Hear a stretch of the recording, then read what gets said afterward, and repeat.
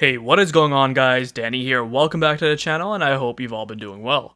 In this video, we're going to be talking about the RTX 3080's performance and extrapolating some FPS figures using my RTX 2080 in my personal test system. On the 1st of September, Nvidia announced the RTX 3000 series GPUs powered by their Ampere architecture. The RTX 3070, 3080, and 3090 impressed everyone as they look to be offering amazing performance improvements over the previous generation. Along with huge performance upgrades, these cards are looking to be offering great price to performance. Needless to say, this announcement has everyone talking about it, from PC hardware enthusiasts, PC gamers, and even console fans are talking about it as well. So following the announcement, Eurogamer, also known as Digital Foundry, on YouTube actually got an exclusive first look at the RTX 3080. It's not a full-on review of the graphics card, but more of a preview of what's to come. Their video was sponsored by Nvidia, and a lot of the tests and gameplay analytics shown here were chosen by Nvidia as well, so it would be fair to approach the video with a fair bit of skepticism. I'm always suggesting to people that the best course of action with any new hardware before getting too excited is always to wait for reviews and benchmarks from independent outlets. Now, with all that said, Digital Foundry do have a good reputation for being very thorough with their hardware reviews and analysis. Richard does even assure everyone that while Nvidia did pick the titles, the test system setup and gameplay sections were all chosen by him, so there was minimal Nvidia involvement, as everything was done in his own room. He actually shows his test system setup and traces the video out cables with his camera to the TV, which was his LG B6 OLED. Which is reassuring to the folks out there who might be dwindling with their conspiracy theories.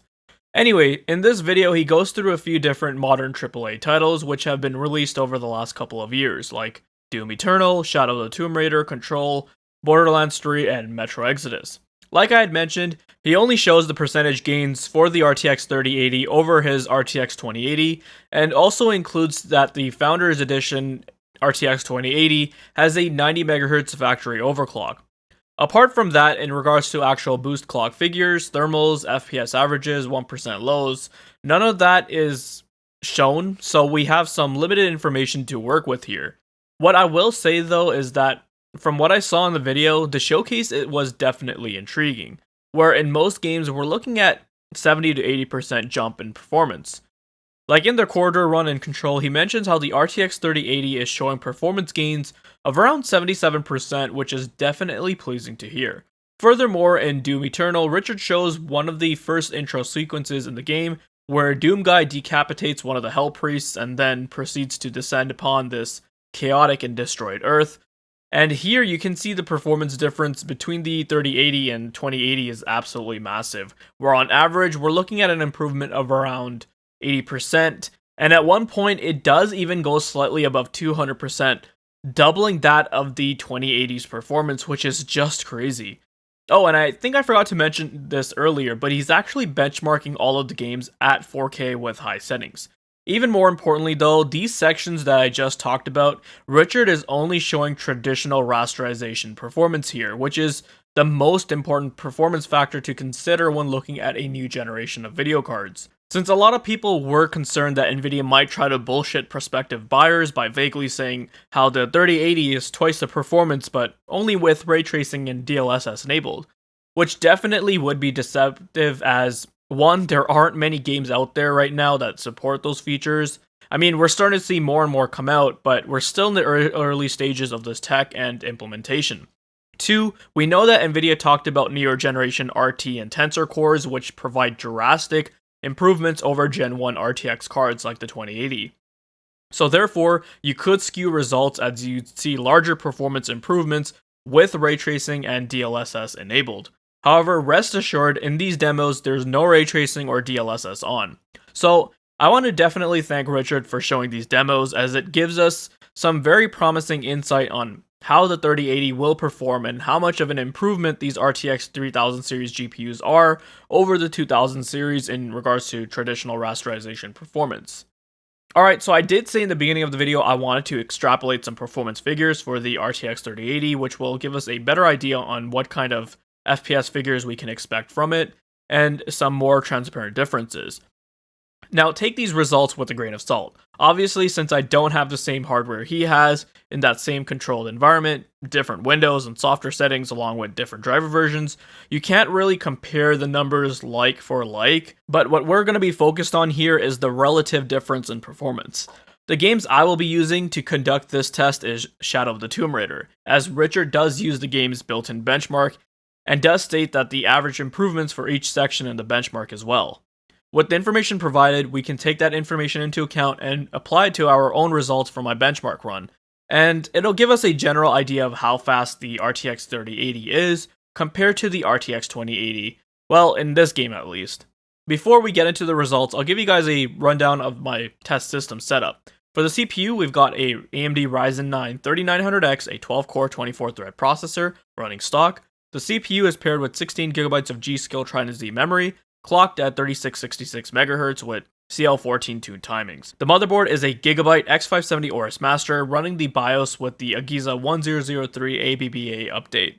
My RTX 2080 is water-cooled by a 360mm AIO via Kraken G12 and is overclocked, which allows the core to run at around 2085 or 2100 MHz, and the memory is running at 15.1 gigabits per second. But I'm sure the 3080 will be able to reach similar clock speeds, and the memory will obviously clock up much higher as they're using newer G6X memory, so you can still expect relative performance figures to be the same.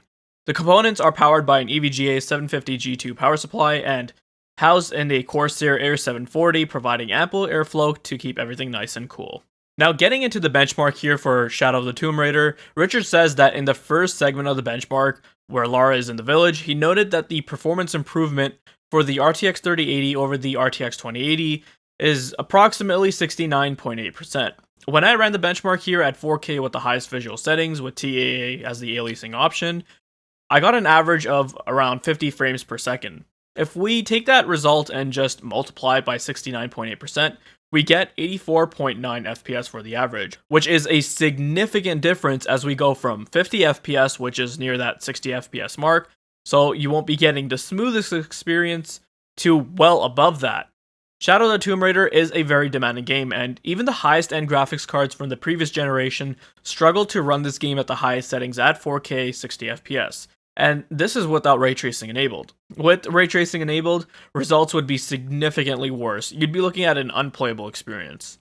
Alright, so let's move on to the second portion of the benchmark where Lara is in the jungle. Richard states that the 3080 here improves by around 70-75%. Now, the result I got here from my benchmark run was 58 FPS average, and notice how he gives us a range here. So if we were to take the worst case scenario, that being 70%, we're looking at an increase to 98.6 FPS average, or taking the best scenario into account at 75%, the average frame rate then would theoretically increase to 101.5 FPS. So we go from just slightly below 60 FPS all the way to around 100 FPS, which is quite remarkable.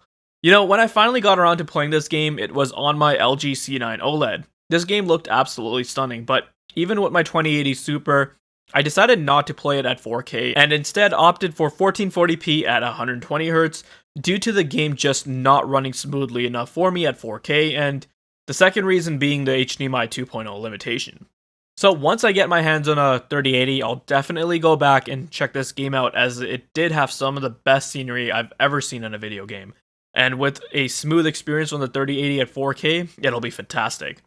Finally, the third portion of the benchmark involves the camera panning over the lost city of Paititi.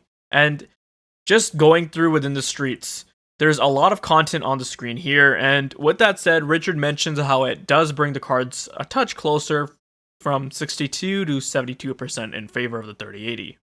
With my benchmark run, I got around 54 FPS average.